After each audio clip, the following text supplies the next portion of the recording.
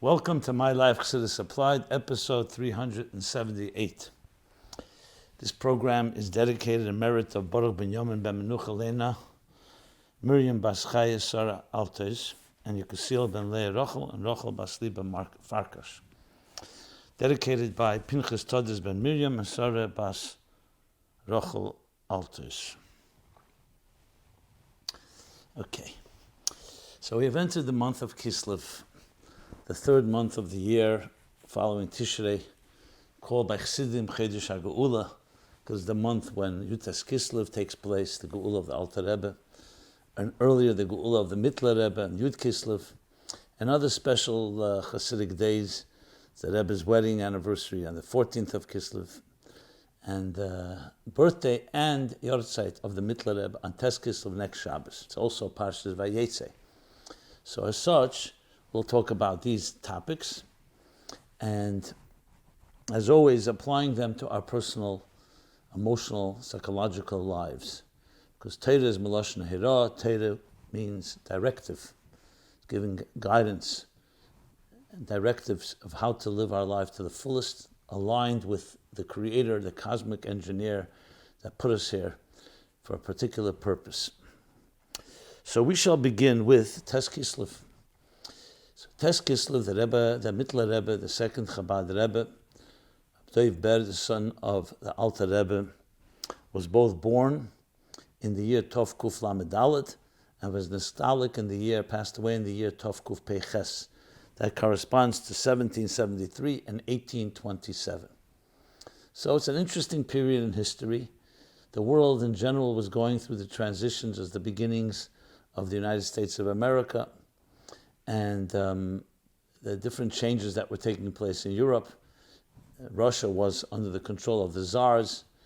But as I've pointed out many times, when you study the historical background of events that were happening, it helps us appreciate what the Rabbeim contributed, because they weren't just teaching Torah and Chassidus, they were also countering the forces that were out there, and both harnessing them as well as counteracting them when necessary, to be able to fulfill the very purpose of Torah and Chassidus, which is to transform this world into Adira B'Tachtenim. So when the Alter Rebbe opposed Napoleon and supported Alexander, the Tsar Alexander in Russia, this wasn't just support, it was because he saw that the spiritual destiny of the Jewish people would be better served under the Tsars, even though there would be more poverty.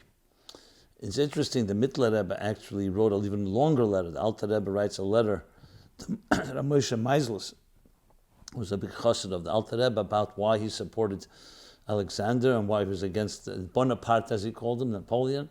The Mitteler Rebbe has even a longer letter because it was that period. It was right. The Alter Rebbe was nostalgic in 1812. Tov Kofayin Gimel Chavdal Tevis. The Mitteler Rebbe took over the Nisias, so it was still in the middle of the Franco-Russo War, which would come to an end around then.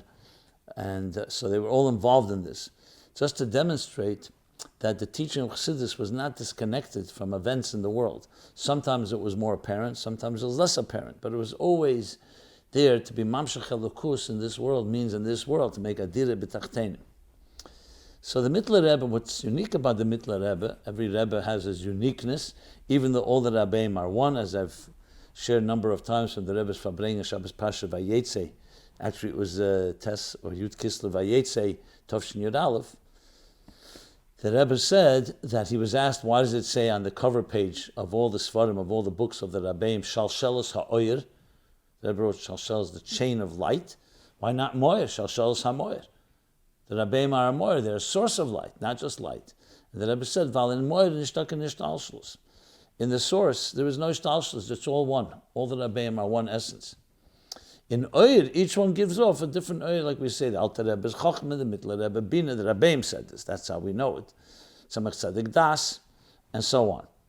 So in that context, the Mitteler Rebbe, what was the few things that are unique, the Rebbe explains in different sichas. So firstly, being Bina, you see that a Cheves Hanor, which Bina is, expansive river. Alter Rebbe Chochmah, relatively speaking, was far shorter and more brief. Even though there is a difference between the Alter Rebbe before Peterburg, before he went to prison and came out, Tes Kislev, and afterwards the Maimorim were far shorter earlier, and they became more elaborate later, but still, the Mitteler Rebbe took it to a completely different level. One page of the Alter Rebbe's Maimer could be 5 or 10 pages by the Mitteler Rebbe. Both in the Hanochas that the Mitteler Rebbe wrote of the Alter Rebbe's Maimarim, he wrote them long hand, more than you could see it when you compare it to the other Hanochas, the other ones that transcribed, like Ramaril, the Alter Rebbe's brother, or Rab Moshe, the Alter Rebbe's other son, another son of the Alter Rebbe, or the Tzemach Tzedek. Later you see Maimarim that Tzemach Tzedek wrote, or Rab Pinchas Reizes. These were the 5 primary writers of the Alter Rebbe's Maimarim. So the Mitteler Rebbe, even when writing the Alter Rebbe's Maimer, it was more elaborate. And then when he himself said or wrote that Maimer, that was a completely different level. So as I said, you can take a Maimer from the Alter Rebbe in Torah 3 pages, 4 pages. By the Mitteler Rebbe, it can be 30 pages, 40 pages sometimes, and even more. So first of all, you see the expansiveness. And as is known that the Mitteler Rebbe wrote in such a fast pace that when he came to the bottom of a page, he kept on writing, and they had to someone had to bring another page because he would continue writing on the table. I actually personally saw these writings in the Rebbe's library when I worked there, when I was working on Sefer Lekutim of the Tzemach Tzedek. You literally can see the ends of pages, half lines, because part of it was over the page. They say the ink was still wet on the top of the page. The Tzemach Tzedek once said about his uncle and father-in-law, the Mitteler Rebbe was his father-in-law and uncle, he said that if he would cut him, Chassidus was gegossen, nicht Blut, not blood would come out, but Chassidus. So the Mitteler Rebbe was known for that type of all immersion, all complete and expansion. You also see that many of his svarim are actually referred to Bina. There's a thing called Shar, there's Chamishim Shari Bina. So you have Shar Amunah, Shar HaYichud, Shari Eira, Shari Tshuva, and so on. So you have many places where the word Shar is used, which indicates on Bina. And finally, the Mitteler Rebbe was also a publisher. Though the Alter Rebbe published Tanya, but most of the rest of the Alter Rebbe's writings were all written by others and published later. All his discourses, whether it's B'yurei HaZeir by the Mitteler Rebbe, or the Siddur by the Mitteler Rebbe, where he took the Maimorim of his father, the Alter Rebbe, and gathered them together, all the Maimorim that were said on sections of prayers in the Siddur, the prayer book, or Zohar, B'yurei HaZeir, and then of course his own Svarim, Imre Bina, which again, Bina, you have Pirush Hamilas, besides the Bira Hazeh and the Siddur I just mentioned, you have all the Sha'arim, as I say, Shari Eira, Shari Yichud, Shari Amunah, Shari Spilus, Kuntasei Spilus, I should say, and more, that he published himself. So probably the Rebbe, of course, our Rebbe was a publisher essentially, of Kahos, but the Mitteler Rebbe, probably from all the Rabbeim, in his own lifetime, published the most, with names and introductions, published literally Sfarim, in addition to all the discourses that he delivered. So if you think about it, as the Alter Rebbe was revealing the Chochmah, the Nekuda, the kernel and spark of Chassidus Chabad, when I say spark, it's quite extensive. Look at Likutei Torah, it's not a small sefer. But as the Alter Rebbe was laying out the sugyas, the Mitteler Rebbe, makes total sense in retrospect, that he would take it and now expand it in the broadest possible way.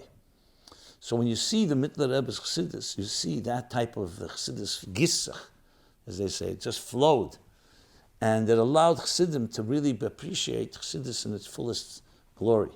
Obviously, the Rabbeim afterwards each would do their role in continuing the expansion and the evolution, so to speak, of Chassidus and its teachings. But Mitteler Rebbe, that was a major thing, the Yafutzu, Ma'anesecha Chutza. Ma'anesecha is usually Chachma, Yafutzu is spreading it out. So the lesson to us is quite clear. The lesson is that our role and our job is to do exactly that, to do whatever we can to spread the wellsprings of Chassidus. And we do that not just in kamus, in quantity, but in quality. Spreading doesn't just mean physically reaching more people, but also, in addition to that, also means reaching them deeper within. And that's what the Mitteler Rebbe teaches us. The kochen Chassidus, to integrate it, the internalization of it. And Chassidus applied our program, of course, in tribute to all the Rabbeim, specifically as we honor the Mitteler Rebbe's birthday and Yartzeit, which is both on the same day. It says in the Gemara, Mamalet Tzadikim Yem Liyem, the God for Tzadikim that they're born and they pass away on the same day. You see by Moshe Rabbeinu. Most tzaddikim, you don't see that. The Rebbe explains, because you don't see it begoli. But some Rezeicha, you see literally that they have their complete cycle. In other words, the purpose for which they were born, for which they came to this world, is fulfilled day to day, meaning the same day they were born is the same day that their neshama returns upward. So the Mitteler Rebbe, and much more can be said, but this is just an essence of Chassidus and Chassidus, a Chassidus, expansiveness, both in quantity and in quality. Just share one more story with the Mitteler Rebbe that I remember. The Rebbe was Vav Tishrei Tovshem Aleph. The Rebbe was speaking that the Rebbeim had different styles. The Alter Rebbe is known that when he would daven, sometimes you could see his spilus you could see his excitement, you could see his very emotions, sweat, all kinds of things that you saw. We said Maimorim, times he would roll on the floor. The Mitteler Rebbe, on the other hand, when he davened, he didn't see much. It was much more inward. Not that he was less passionate. And the Rebbe then, one of the few times that he used his hands, he said, so the Rebbeim had, it's called a shtraimel. A shtraimel, there were two types. There was one that the yarmulke on the shtraimel was flat, and the other was spitzik, was like pointed. You see it in the picture of the Tzemach Tzedek, and Mitteler Rebbe we don't have a picture of.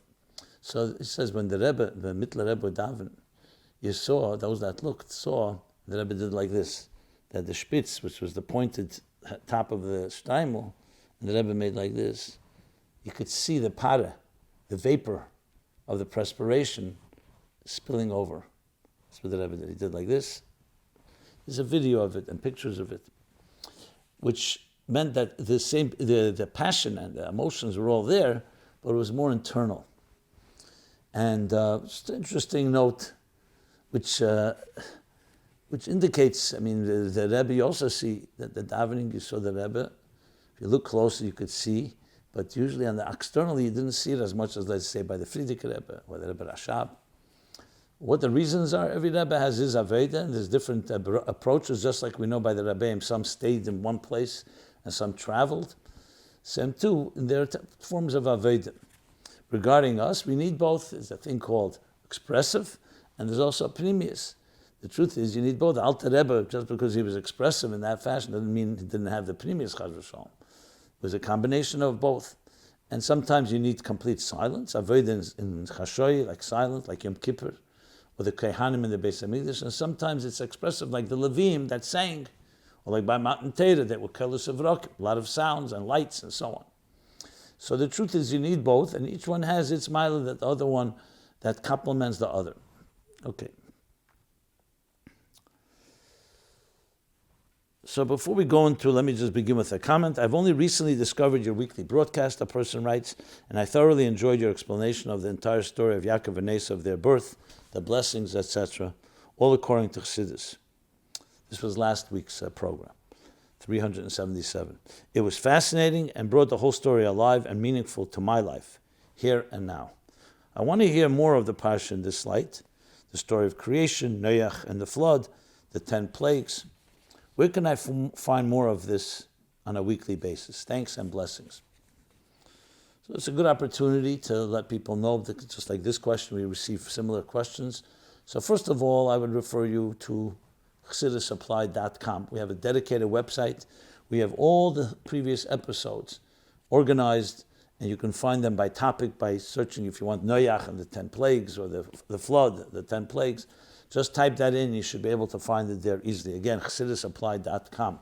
We made that dedicated site where you can also submit any question anonymously, completely confidential. We don't even know who wrote it, so you can write anything and feel not concerned that your identity will be exposed, because no one can know who wrote, and we will address every topic. That's our pledge.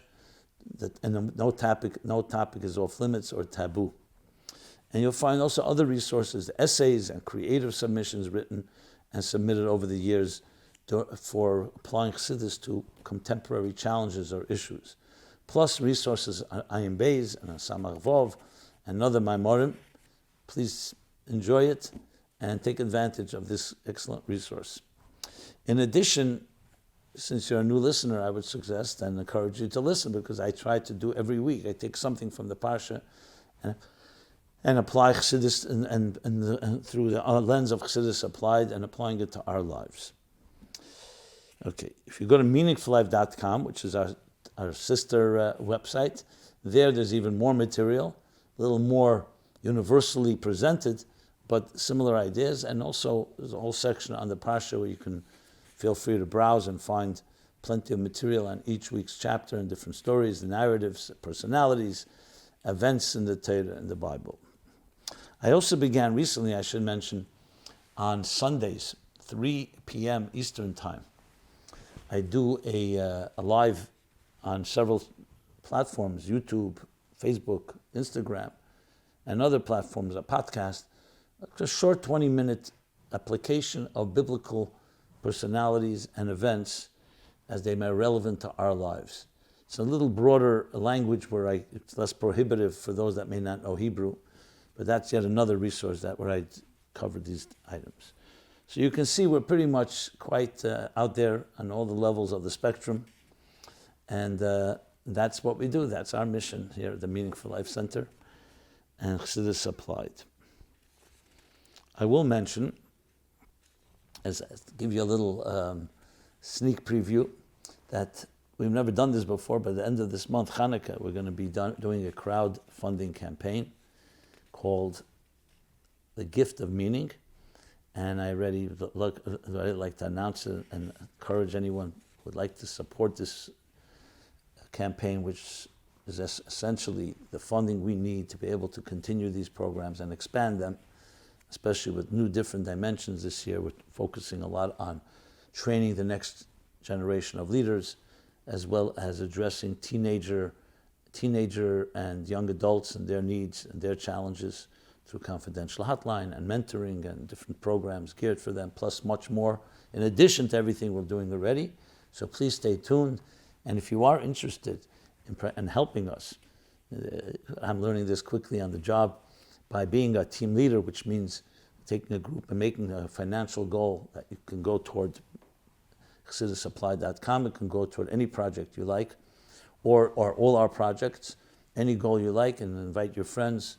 This is something close to your heart. You really would love them to consider participating, making a goal. If you're interested in doing that, again, just go to ChassidusApply.com and in the forum say I'd love to help any way I can. But leave us your email address or any other contact information, because we need to be able to reach you for that. And I thank you in advance for your consideration and help and support, because at the end of the day, this is a partnership. This is a free program, and a lot of work goes into it, as well as our other programs, and we survive on your support. So though I don't like to mix fundraising into the topic, but from time to time it's important to do so. And greater people than me have done so, like Moshe Rabbeinu, after he came down from Har Sinai. I always note that he became a fundraiser. The Eibishter told him, "Vayichul Yitruma," tell the Jewish people to give kesef, zav, and necheshes. The same Moshe. It wasn't delegated. Betzalel was delegated to be the architect, the builder of the Mishkan. But it came to raising money. No, this is so important. This is b'shachanti b'seichem. So I'm not comparing myself, but if Moshe could do it, I could do it. And that is, again, I thank you again for your participation. Okay, so now let us go to Parshas Vayeitzei, indeed. Lessons from Vayeitzei. So let's start with just a general lesson from the very first verse, where you really see the continuing story told us, as that beginning was about the two children, the twins, Yaakov and Esau, and I discussed last week what that means, its significance to our personal lives. So now let's talk about the Parsha Vayeitzei. And in Parsha Vayeitzei, the key thing to remember is the very word, Vayeitzei Yaakov miBe'er Sheva Vayelech Harana. So what's the meaning of that? The meaning of that is that Yaakov was told by his parents, Yitzchak and Rivkah, to go find a shidduch, and also he was escaping from Esau. So where to go? To go to Haran, which is their birthplace where they found their shidduchim, where the Ovis all went back to their roots, so to speak, in Haran. So Vayeitzei Yaakov in Be'er Sheva, says the Eir HaChaim, Chassidus cites it in a number of Maimorim, that the very verse is the story of each one of our lives. Vayeitzei Yaakov, Yaakov refers to every neshama. Yud Ekev, the Yud is the Yud of Yud Kevovke, the neshama of the Yud of Chachma Datzilas that comes down into Ekev, into the heel, into the lowest part of the world, Shama Beguf. And what does the neshama do when it comes down? It's Vayeitzei, the neshama Vayeitzei, it leaves Be'er Sheva. What's Be'er Sheva? The fountain of seven, the seven midas of Atzilus, where all neshamas are rooted. And that's why the seven branches of a Meneda correspond to seven different types of souls.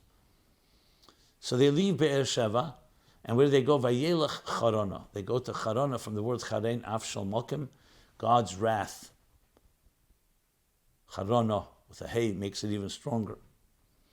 To a world of wrath, a world of hostile world to spirituality, a world of challenges, of difficulties. Rishoim Gevrim Bey, the wicked dominate. Mole Klippas V'Sitra Achra, using the language of Tanya. It's filled with negative forces, duplicity, corruption,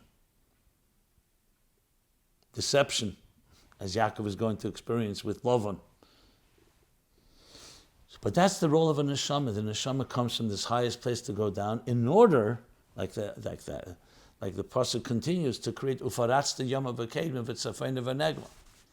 So when then Yaakov has a dream, and he's concerned where he's going, Hashem says, "Don't worry, I'll protect you. I will always protect you, but you'll also expand and you will grow. And you'll spread all over the world," which is exactly what happens. Dafke and Chara, not in Eretz Yisrael. In this dark place is where Yaakov builds his family. And all his children are born here, as the story unfolds in this chapter, except Binyamin, who would be born later in Eretz Yisrael. To teach us that though this world is challenging, but this challenge indeed brings out the best in us. So the very birth of the Jewish nation really is the story of this chapter. Even though it began with Avram and Yitzchak, but the 12 tribes that would become the scions and the branches of every part of the Jewish people, the different tribes, is in this week's Parsha, Yaakov. So it's the story of our own lives, that there's nothing to be concerned about or be afraid. That when we go with God, and we pray to God, and we connect to God, we even go to the darkest places and actually have the power to transform them. Which can go into more detail, the story with Yaakov dealing with the sheep of Lavan. So Chassidus and Kabbalah explain how all that was part of his elevating this world. Akudim, Nekudim, Vrudim, the three different types of sheep refer to the three different spiritual worlds. Basically, Yaakov was laying the groundwork for his children and for generations to come to transform and elevate and transform this very material world. Charana should be even greater than Be'er Sheva. He will return, but then when he returns laden with family, with wealth, and everything that he achieved in this dark place. So that's briefly the story and how it relates to us. But I want to talk about certain specifics. People have written different questions. Why, in the Parsha we learn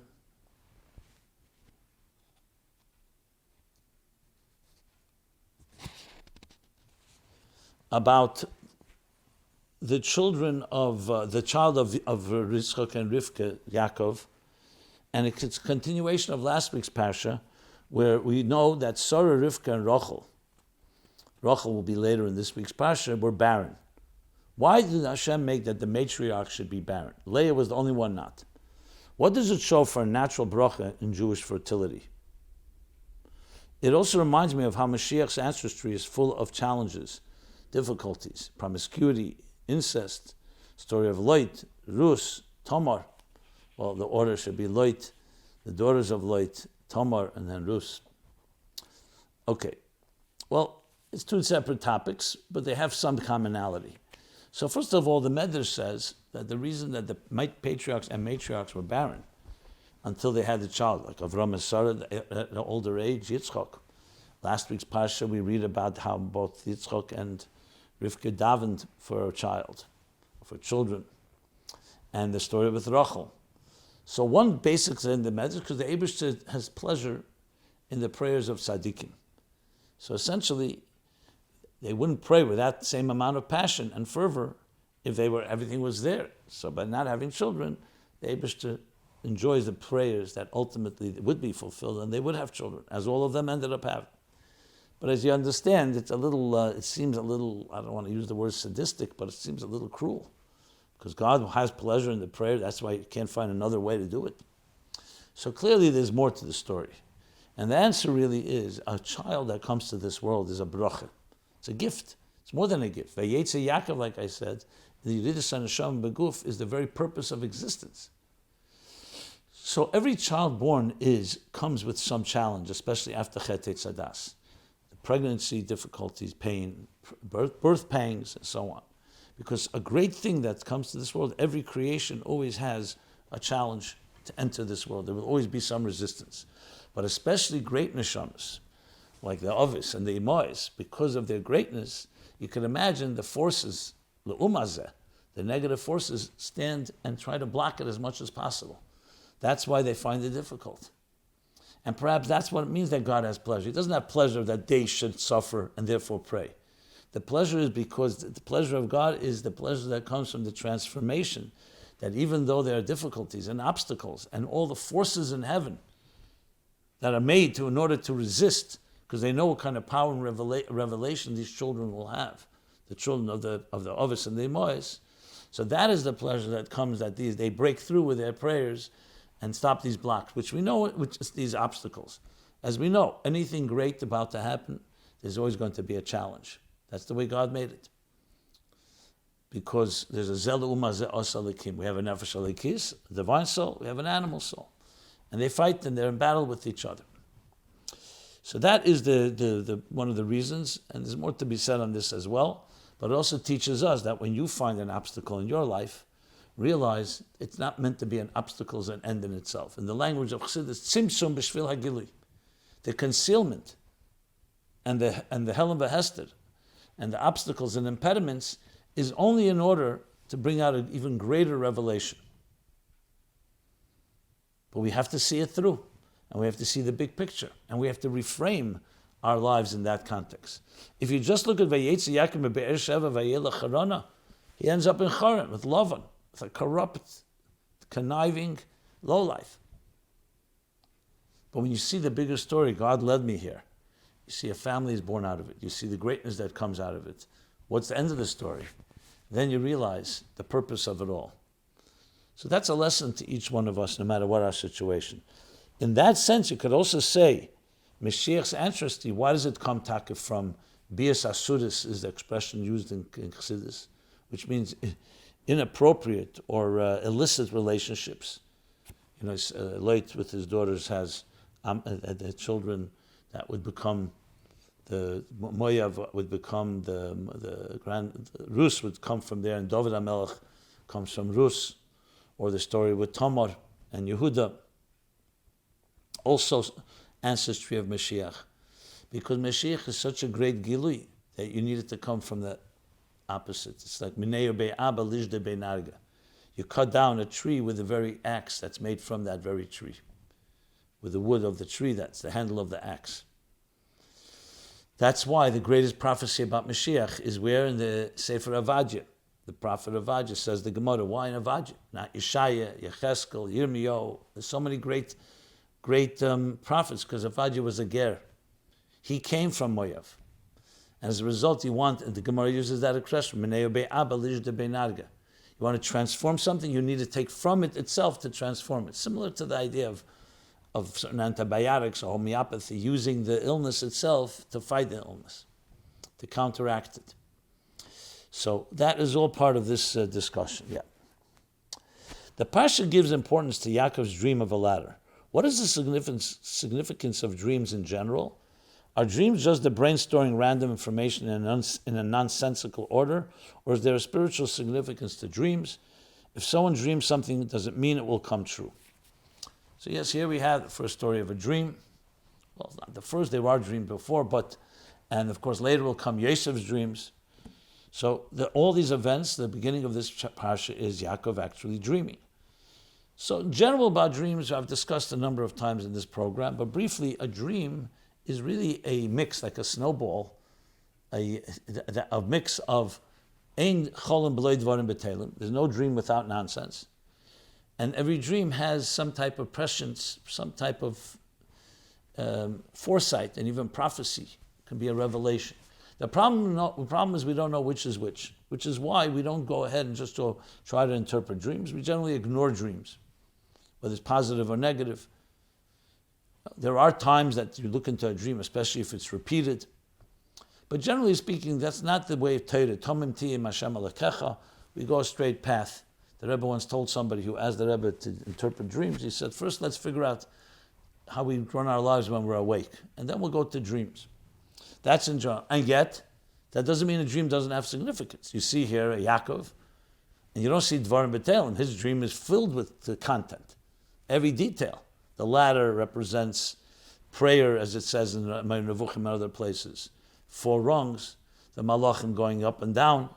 The fact that first it says that they go up and then they come down. I mean, every detail reflects something. And overall, it reflects our avodah, that our work is like building a ladder between heaven and earth. Because like it says, Reishe Magir Shemaima, Sulam Mutzav Arza, the ladder was standing on the ground, but Reishe Magir Shemaima, the top of the ladder went into heaven. We have to have our feet firmly planted on the ground, but our heads have to be in heaven. Our aspirations, our dreams, talk about dreams. And we create malachim through our good deeds. So there are many, many lessons that we can learn from this dream.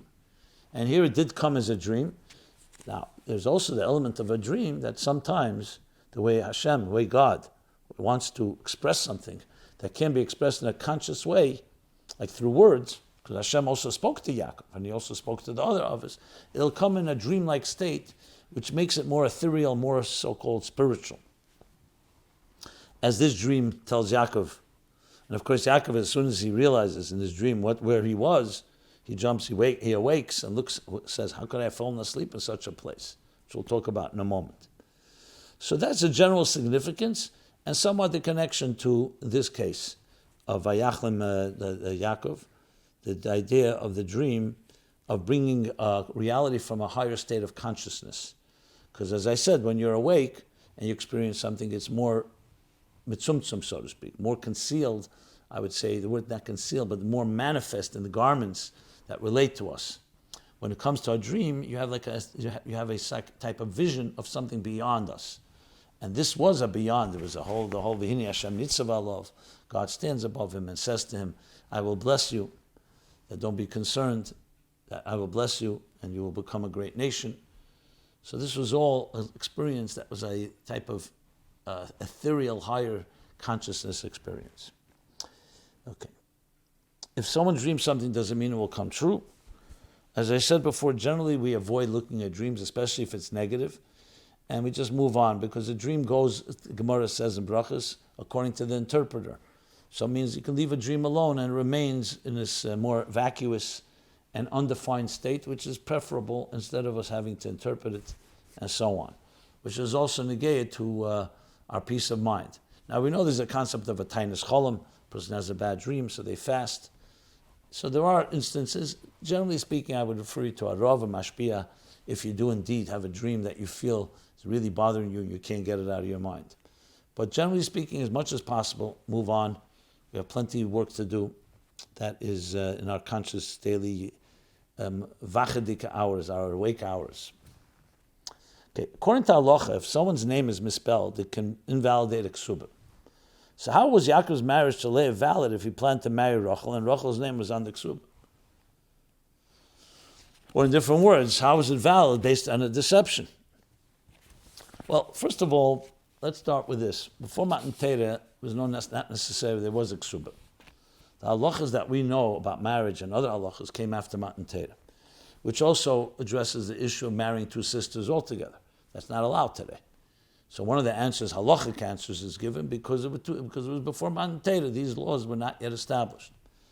The Rebbe has sichos on this, where he talks about it at length, the pshat, the halacha, and then Primis HaTorah, Chassidus talks about why it had to come through sisters, in this case Rachel and Leah, and why Dafka this way. I mean, just because Lavan wanted to deceive him doesn't mean Yaakov had to go along. Clearly there was something deeper going on that Yaakov understood. and ultimately allowed himself to say, okay, now that I know it was Leah, now it's time to marry Rachel. And he didn't insist on divorcing Leah or ignoring her. He had many children with her. Most of the Shvatim came from Leah. As in, we're talking about as one mother, with the most children from Leah. So, bottom line is, because Rachel and Leah were two of the Imois, and they're counted as Imois, which also tells you, it wasn't B'di'evid, Chaz v'Shalom, they are the four matriarchs, Sarah, Rivkah, Rachel, and Leah. So you see that they're very planned and very intended. Why did it have to come through deception? This goes back to what we spoke about before. That Ramois is a negative Ramois, but when you transform it, you can transform the very negativity and the deceptive and duplicitous world in which we live. But this has to be we have to tread carefully. It doesn't mean we have a right to go be duplicitous in order to say, hey, I'm going to elevate it into holiness. We're talking about only where the Torah sets it up and the Eibishter sets it up. Yaakov was responding. It was Lavan that did it. So in Chassidus, it actually explains from Kabbalah that Lavan, there's the Lavan in Klippa, which the Lavan we read about, the deceiver, the liar, the conniver. But Lavan also comes from the word Loivan Elyon, Lavan from the color white. The Loivan Elyon, the supernal whiteness of the highest levels of chesed, that's higher than structure. So in Chassidus, this is common, that something that falls very low has a very high root. For example, Midbar, the wilderness, the desert. So it says, Lo Yoshav Adam Sham. It's a place that's not for civilization. It's not a person who doesn't live there. Because it's a wilderness. There's no water, the harsh conditions. And yet the Alter Rebbe teaches, why was the Matan Torah in Midbar Sinai? Because Midbar Lo Yoshav Adam Sham could also mean Lamal Yusuf. Lo Yoshav Adam, it's higher than the structure of civilization. Lo Yoshav Adam Elyon Sham. That the Adam Elyon of Atzilus is a structure, spheres. And Midbar is referring to chesed that's higher than structure, transcendent. So there's Midbar below Kedusha, and there's Midbar higher. Like we say, Shtuz the Kedusha and Shtuz the Lumazeh. So the regular order is Aved al Pitam Vadas. You serve Hashem, you learn Torah, you do mitzvahs in an orderly fashion. But sometimes you need Shtuz.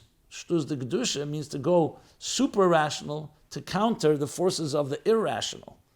That's below Seichel. So the same thing with Lavan. So the level of deception can be as deception coming from pure, just a thief, a liar, a corrupt individual, like a duplicitous Lavan. But in its root, there's also the concept chesed, the color Lavan, white, does not have distinctions. It's higher than structure. So you won't use the word duplicitous, God forbid, or deceiving, deception, but it comes from a place that's higher than the distinction between Leah and Rachel. And then it manifests in these two channels called Leah and Rachel, Bina and Malchus, or the different ways Chassidus explains it. So that gives a little more insight into this. And again, we have to be careful. We can't just go apply this whenever we like, because then basically you can go say, okay, I can do anything I want because it's coming from Chesed. No. You have to have the right. You have to have earned your right to be able to be mamshech from places like that. Just like about Shuvah. So when we have Tzaddik Yashar Helach, Adam Yashar Helach, we are told this is what you're supposed to do, this is not what you're not supposed to do. So someone will say, 1 second, about Shuvah comes, and though he sinned and did what he was not supposed to do, he transgresses, then he does Shuvah, which draws from a place that's higher than the difference between mitzvahs and avedas. So why can't lechatchila echte v'ashav? I'll sin and I'll do Shuvah. No, it doesn't work that way. We have to follow what the Eibishter wants. If a person, by accident or even deliberate, does something, so there is a back door. If he indeed reaches a level of tshuva me'ira and then tshuva ma'ava, he can transform. Like it says by Purim, Chayav inish l'psumah, Adelayada, bein Adar Haman and Baruch Mordechai. What it means bein Adar Haman, the cursed is Haman and blessed is Mordechai. They're two opposites. It should never be similar. What does it mean he doesn't know the difference? So Chassidus explains it because he's going to a place that precedes the difference. Goydel, that's higher than all of the structures, and bringing that back in structure. But that has to be only when the Torah tells you to do do that, and only in the circumstances. You can't just go and decide, hey, no more boundaries, no more definitions, no more categories, no more structure. It's not how it works. It's only when the Torah says so, and only when it comes from bittul, The Rebbe explains by shatnez, for example. You can't mix linen and wool. But do you see that there by Big Day Kohuna there was shatnez? The answer is because the Torah says so. When the Torah says so, it's like Tiferes, mixes chesed and gevurah. But not when on our own we have no right to do so. Only where the Torah says so. We're not allowed to mix meat and milk, or other chesed and gevurah, or shatnez, or other forms of klayim, and whether it's in the animals or grafting in the world of plants, and so on. It's only where there's the bittul of Gedusha, and Torah says that you can do it. Why do most normal people say Yaakov Avinu, but some people say Yankov? Normal people, I don't know, I like the word Yankov. I don't see the letter N or Nun in the spelling of his name. Why say Yankov? I think it's just a slang and doesn't have any real significance. It's like people speak Yiddish, say Yankov, they're really saying Yaakov.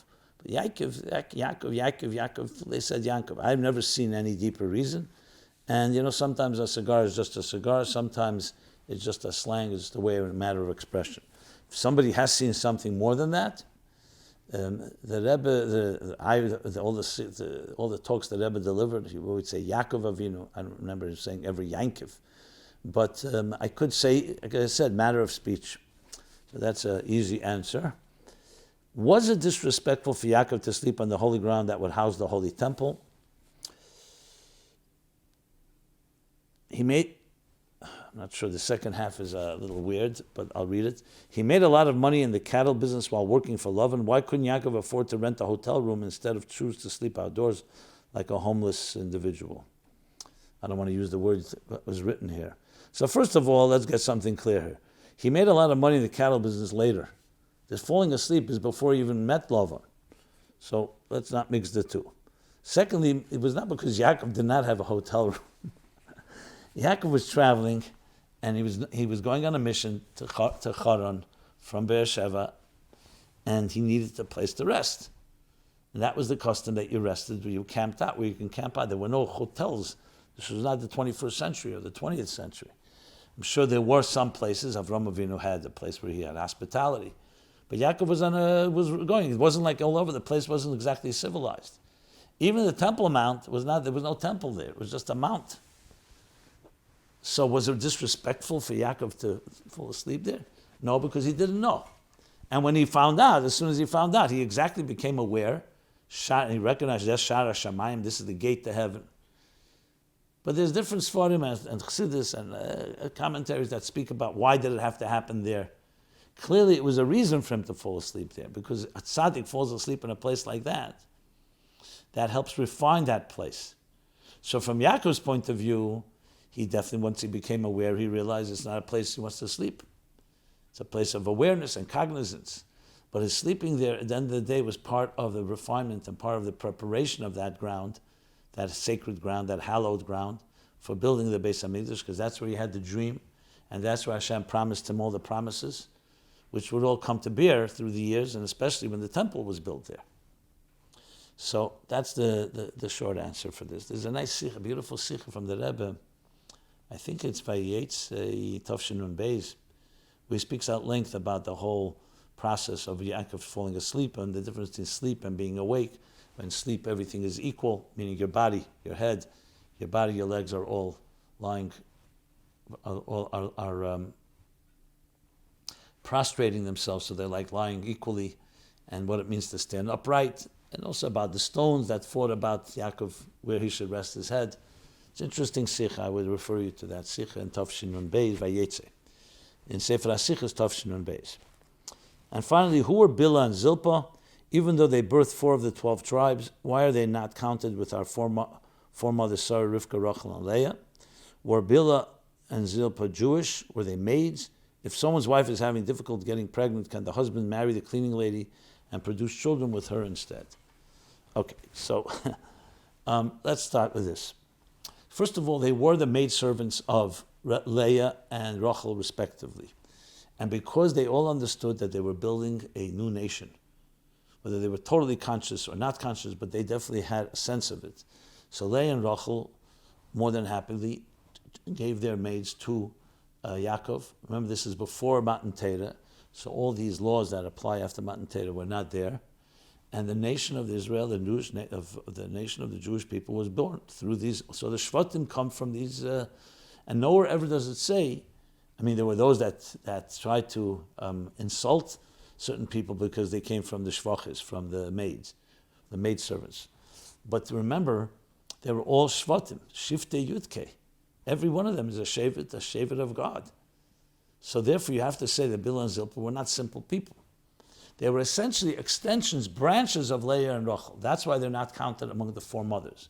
But they are counted. For example, there's a famous expression, Barzel Kabbalah, the Arizal says, Barzel is Rosh Hashanah, Bilha, Rachel, Zilpa, Leah, in that order.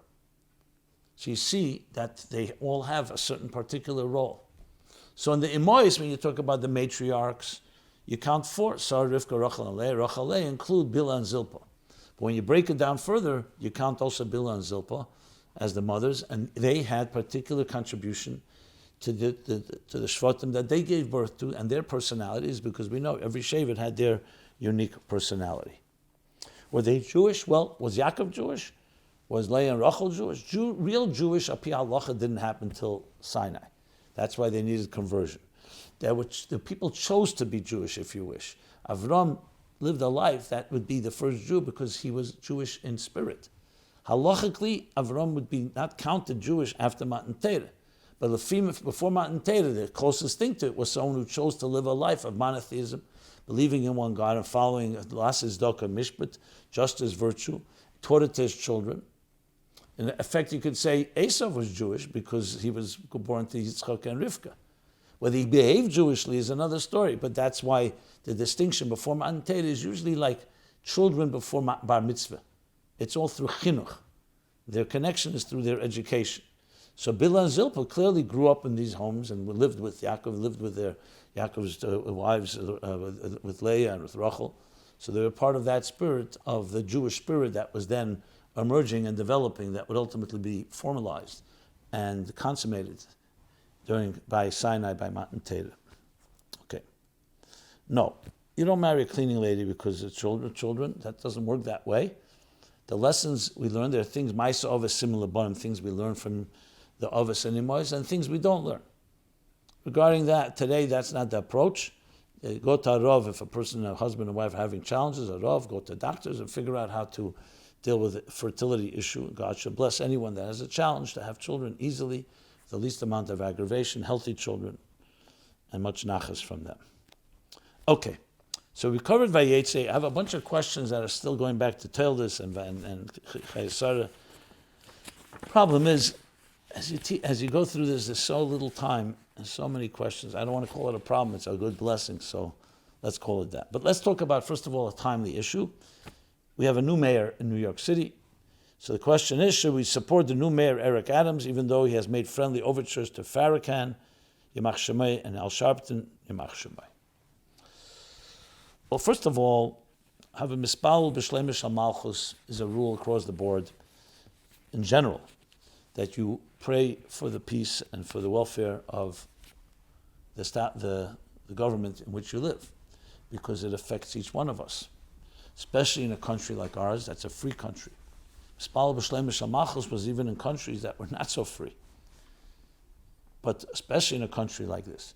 Whether you agree with all his policies or not, listen, human beings are human beings. Did everyone agree with de Blasio? And even when Giuliani was an excellent mayor by all standards, they're human beings at the end of the day. There's only one Eibishter. We want to encourage, and the Rebbe would always be mekarev, political leaders and government leaders, because they're in a position to influence the community. First of all, the Jewish community benefits and can benefit, and you want to have those benefits. Secondly, even the larger community, as the Rebbe's famous story with Shirley Chisholm and the different assembly persons that would see the Rebbe telling one to take care of his district was Chinatown, take care of them because they're shy, they're not very demanding. Shirley Chisholm with food stamps, with all the different stories. Shleimish Shal Malchus, L'Shevis Yitzhara, Sheva Mrs. Bnei Neach. So who best can do that are people who are in leadership position. So the fact that one may have an association and not, what's our option? To go oppose it? He's now the elected mayor. So now we have to use it to the fullest. I don't know the details. I don't know if he did tshuva. I don't know if he disavowed his connection to them. Fine, we have to keep it in mind and always call out a leader as well if we think we're behaving or associating with the wrong people. But the most important is to use their connections, to use their influence. They're in a position of power, of control. And why not use it to the fullest for, as I said, the chinuch and the services of our own communities as well as for the general, larger community. So that's the general answer. And this goes across the board to any leader, especially in a free country, especially in a city like New York, which is the place, the central headquarters of the Rebbe, the Rivkah Rebbe, and in general, all the Jews that live here, and it's in fact as being a capital of the world in so many different ways. Okay. I'll do a little follow-up. I'll do some Teldas follow-up in Chayesara. Maybe I could get through it. Okay. In the Parsha, we learned that when Yitzchak and Rivkah were having trouble having a baby, they went to opposite corners of a room and prayed. The verse continues and says Hashem listened to Yitzchak's prayer, and they were successful. It says this teaches us that because Yitzchak was holy and his parents were holy, his prayer had more strength than Rivkah, who was holy, but her parents weren't. Rashi brings this from Medrash. How do we reconcile this with where it says in the place where Baal Tshuva stands, even the highest tzaddik can't stand? Logically, I would think, because of Rivkah's family background of con artists and idol worshippers, it was much harder for Rivkah to attain her level of holiness, as opposed to Yitzchak, who was spoon-fed by two holy parents. So shouldn't Rivkah's prayer have had more strength? Okay, very good question. And Taka says, Vayetar, they both prayed, but it says the Eibishter answered Loi, not Lahem. That means that, and that's where the Chazal take, that because Yitzchak, he can't, in a deme, to a tzaddik, ben tzaddik, and tzidkon is to someone who's a tzaddik, or tzidkon is ben bas Rosh, which was the case with Rivkah, Suel, and so on. So, I've not seen an answer given. I looked around, both in Nigla, Chassidus, and Mefarshim. Why would that be the case? And more importantly, why does the Torah have to tell us this? Why does the Torah have to hint to us? So-called Nabishvach from Rivkah. So you have to say there's more going on here. And finally, I would say, third question, a mother's prayer for a child, we know, with Chana, with Sarah, Rosh Hashanah, we say it in the Haftarah. A mother's nothing like a mother's crying. Rachel, Mevaka al-Banea. So suddenly Rivka's crying. Why? Because her father was a Rasha. Was that her fault? So here's a thought which, I did not see it. Yesh leima b'derech hefsher. If somebody does have an explanation or has a source, it would be great, but let me just share. Yitzchak and Rivkah end up giving birth to the two nations. It says clearly, when the Yamotz, the struggle between Yaakov and Esau, as I discussed last week, the two nations. This would be the two nations all the way till when Moshiach would come. So it wasn't a small matter, this birth of these two children. They weren't just two children, they were archetypes. Nafshalikis, Nafshabamis, on a personal level, and a broader level, the two different forces. When one would rise, the other would fall. It was like the Zelu Umazeh. One of the reasons it was so difficult, as we discussed earlier, because whenever something great is going to happen, there's always obstacles. The prayers, both Yitzchak and Rivkah, obviously broke through and achieved. When it says the Eibishter answered Yitzchak, think about it. Rivkah was not happy. She had children. I mean, whether she knew or not that it was his prayer or her prayer, what difference does it make at the end of the day? The children were born. So her prayers were also answered. So what does it mean the pasuk saying answered to him? So perhaps you can say the difference between Zachar and Nekeva, Chassidus explains. Ish darke lichbesh. Ish, the Zachar, Zav of Atzilus. Its union, or like Oyer, is to extend itself, to express itself. Nekeva, Malchus, lesla magamal klum. She doesn't have anything on her own. Kfud bas melech pnima. The glory of the princess is within. Malchus, like the moon, in contrast to the sun. Which one is bright and shining? Giluyim, the sun. Which one is more atzmi? The moon, Malchus. In the highest levels, The Oyer Legalis Luzulose, the Oyer Ein Sof that reveals to others, is the more the Mashpia energy, the Oyer Mashpia. Oyer Makabel is Oyer Legalis La'atzmi, more Atzmi. So when it came to Begoli, in a revealed way, Yitzchak's prayer was answered because Begoli, he was more, let's put it, more Yichus if you wish. Tzaddik ben Tzaddik, Yitzchak ben Avram and Sarah. On the other hand, the Atzmi that would come into Yaakov and even Esau, that came from Rivkah. So as far as a revealed response, no, the response was to Yitzchak. The end of the day was a response to Rivkah too, but not in a Gilidik way. The sense that comes Begili through Yitzchak. The Atzmi part came through Rivkah. That would be how I would explain it, to understand why indeed was the case that way. And the fact is, exactly as you're right, because Rivkah came from a more darker place. Kisheshana ben Achechim, like a rose among thorns, so it has a certain power, but it's an Atzmizdika power, more than a Gilidika power. Okay. What right did Esau have to be angry and threaten to harm Yaakov for taking the blessing? It was Esau sold the birthright to Yaakov. Yaakov bought it fair and square, and they signed a legal contract. Nobody forced or coerced Esau to sell. Was Esau angry because he had thoughts of tshuva later on and realized the true importance of these blessings? So I answered this really indirectly last week. It really goes down to, and the blessings, yes, was appropriate. You sell blessings for a bowl of lentils, soup. So it was angry, Bichlal, Esau was a warrior. Yaakov had to take the blessings, not because he was stealing them, because as I explained last week, he was storing them for both of them, harnessing Esau's power. On a revealed level, of course, Esau was angry both about the firstborn and then about the blessings. And it wasn't a logical thing. Oh, since I gave him the firstborn, I don't care about the blessings. Maybe when he saw the blessing, he realized I should never have given away the firstborn. But that's the role of the animal soul. That's the role of the warrior. He doesn't see the big picture. At the end of the day, Yaakov was actually doing him a favor.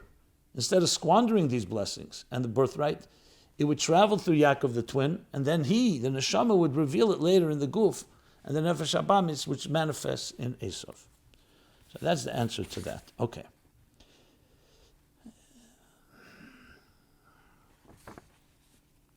There's more, but I want to cover Chayesara follow-up. Maybe I'll do next week. Okay, we get moving later and later from these chapters. I'm not sure what to say. But I will talk about a more personal matter that I like to address here. My husband no longer finds me appealing. We're on shlichus. My husband has decided he no longer finds me appealing. Everything my friends say I am, friendly, kind, giving, etc., he says I'm not. I'm not looking to end a marriage of over 3 decades, Kenan Hara. But I feel stuck. We tried speaking to a therapist, psychologist. It didn't help much. I know the Rebbe says to be besimcha, but I'm having a hard time. No clue how to continue. We Baruch Hashem have children in shidduchim, middle school and elementary. Any advice?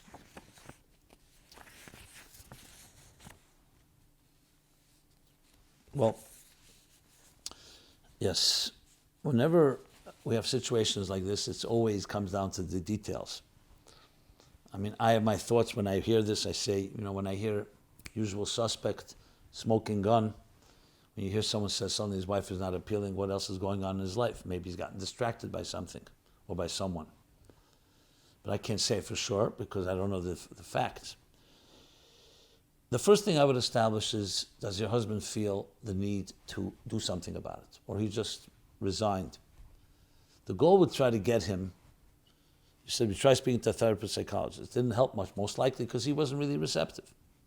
Or if he is really receptive, to find someone that can really be smart and really address it very directly. Because if he's not motivated and he's distracted, that's important to know.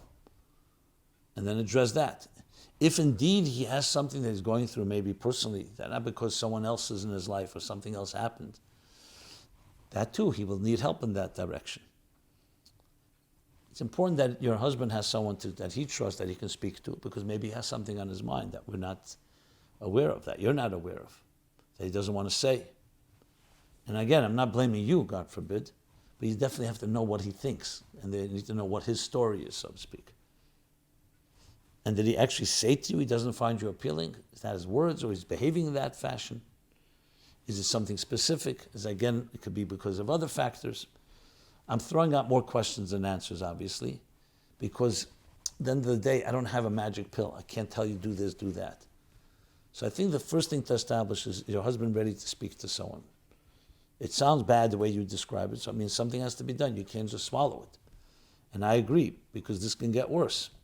You don't want to have a husband that's estranged, where you both like living as strangers in the house. So I think it's critical to try to do that. Now, it may not be easy for you to do it because you're the person that he will not respond to. Maybe you need a friend of his. Maybe you can employ someone with confidence, know how to do it in a subtle way, because he'll say, why'd you go tell somebody else? But still, there may be friends that know you as couples. You have to find a smart way of trying to get him to speak to someone. These are the first things I would look to do. And I would not just leave it be. Obviously, you have to continue. You're doing your shlichus b'simcha as much as you can. Your children need you. But I would look for one of the ways somewhere to get to something. And it could be a very serious conversation between you and him where you say, you make me, I cry every night for us. We were once a beautiful couple. We must do something about it. Sometimes an appeal from your heart can work. So these are some thoughts and ideas. If you want to share more details, and I don't need names, I don't mean that. Maybe I can suggest some more ideas, but that's what my approach would generally be.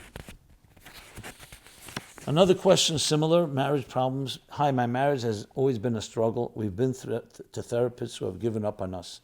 Now I'm at a point where I'm leaning closer and closer to divorce because we're just not on the same page. It doesn't seem possible to have a relationship. Yet we have children. And I want to give it everything I can. My husband has some toxic habits and narcissistic traits. He doesn't agree with this, but ends up agreeing after I convince him that what he did was not okay.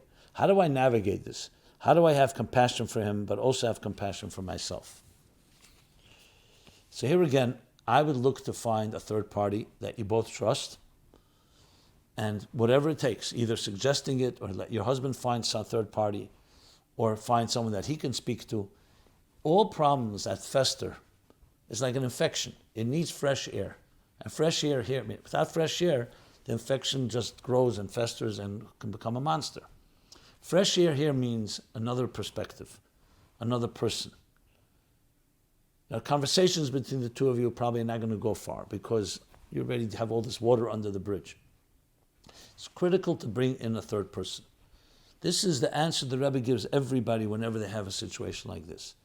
Now, I'm assuming that there's all these problems because you're saying it's already holding by almost divorce, God forbid. But I would not leave any stone unturned because you have to really know the dynamics of what is going on your husband's end, what's inside of him. Is it something that he can control? Is it something mental and more chemical? Is it because of some behavior he's doing? I mean, there's all kinds of factors that can be involved, but you must have that third party.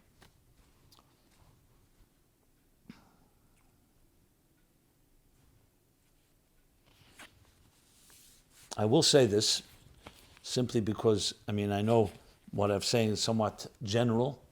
If indeed you feel that I can be of help by either the one person who's writing this or both of you and your husband and your spouse, so please reach out to me if you feel so inclined by just writing to us and giving us your phone number and saying details so we will return the call. I will do that because, look, anything possible to save a marriage is worth doing.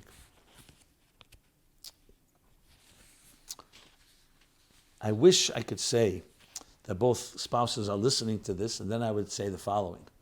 Look at Avram and Sarah. Look at Yitzchak and Rivkah. Look at Yaakov, Leah, Rachel. These are people who built not just families, but eternal lineage, that we are their children today, thousands of years later. This is the power that a couple has. Now, I wouldn't say it just to one. You have to say it to both because it takes two to tango. You need two people who feel that way to understand that everything you do in life pales in comparison to what you as a couple will do and how it will affect your family and generations to come. It's generational.